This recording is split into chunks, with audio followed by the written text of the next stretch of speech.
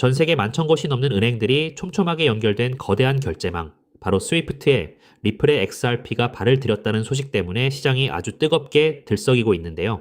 드디어 리플이 제도권 금융의 심장부로 들어갔다는 한 줄의 뉴스에 수많은 투자자분들이 엄청난 기대를 품고 있는 상황입니다. 하지만 정작 당사자인 스위프트는 올해 자기들만의 독자적인 블록체인을 직접 구축하고 있으면서도 그 안에는 XRP를 전혀 넣지 않는 기묘한 일이 벌어지고 있는데요. 한쪽에서는 역대급 호재라고 외치는데 본진에서는 빼버렸다고 하니 도대체 무엇이 진짜 사실인지 헷갈릴 수밖에 없습니다. 이것이 우리가 김치국부터 마시고 있는 단순한 희망회로인지 아니면 대중들이 놓치고 있는 진짜 거대한 기회의 서막인지 그 실체를 아주 냉정하고 날카롭게 파헤쳐 봐야 한다는 거죠. 이 묘한 상황을 이해하기 위한 핵심은 리플이 스위프트와 직접 손을 잡고 계약서를 쓴 적이 없다는 사실에서 출발합니다. 둘이 직접 조인을 한 게 아니라면 도대체 어떻게 스위프트망에 들어갔다는 이야기가 나오는 걸까요? 바로 그 중간에 낀 글로벌 금융기술 회사들 덕분인데요. 은행들 뒤에서 복잡한 결제 시스템과 인프라를 전문적으로 깔아주는 피네스트라나 테메노스 같은 거대 기업들이 존재합니다. 리플은 스위프트라는 거대한 정문을 직접 두드려 연 것이 아니라 이미 그 정문 안에 들어가서 털을 잡고 있는 이 핵심 파트너사들과 손을 잡는 전략을 선택한 건데요. 특히 피네스트라의 시스템은 이미 2020년부터 스위프트의 공식적인 인증을 완료한 상태인데 리플이 바로 이 인증받은 피네스트라 시스템 내부에 자신들의 기술을 고스란히 심어놨다는 거죠.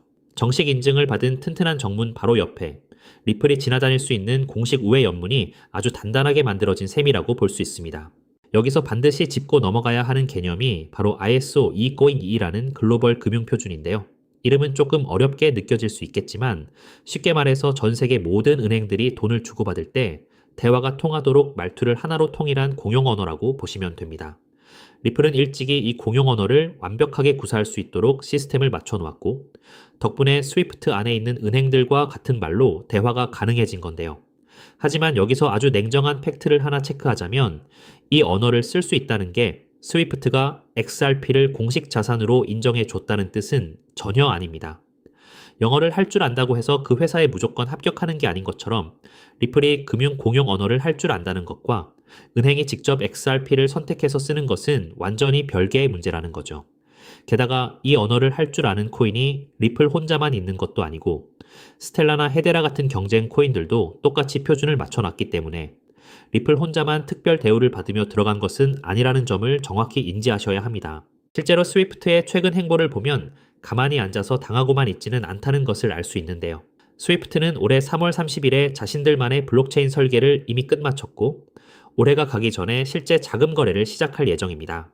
이 프로젝트에는 JP모건이나 HSBC 같은 이름만 대면 알만한 전 세계 초대형 은행 30곳 이상이 직접 참여하고 있는데요.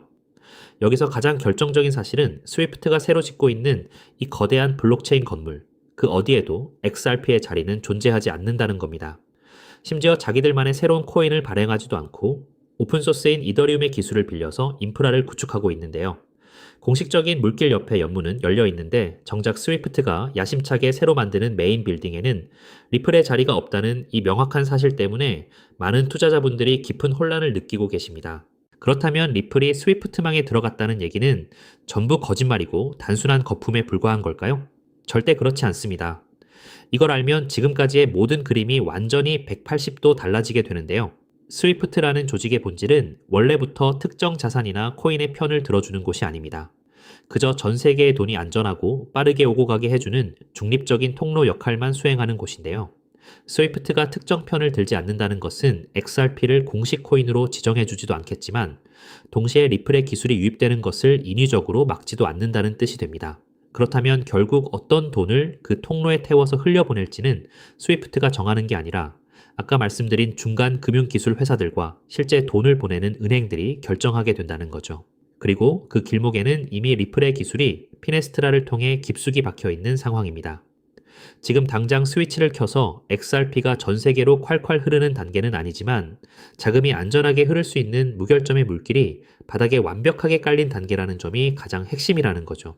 우리가 이 물길이 깔렸다는 사실에 왜 모든 것을 집중해야 하냐면 스위프트를 통해 이동하는 자금의 규모가 그야말로 압도적이기 때문입니다.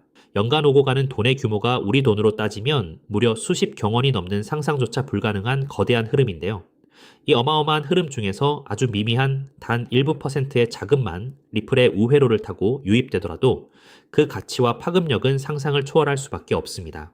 특히 스위프트가 만드는 독자 블록체인 역시 외부 시스템과 쉽게 연결되도록 이더리움 기반으로 개방형 구축을 진행하고 있기 때문에 리플의 기술이 심어진 중간 금융망을 통해 자금을 가장 빠르고 저렴하게 이동시키는 핵심 교환 수단으로 XRP가 활용될 길은 이미 완벽하게 열려 있습니다.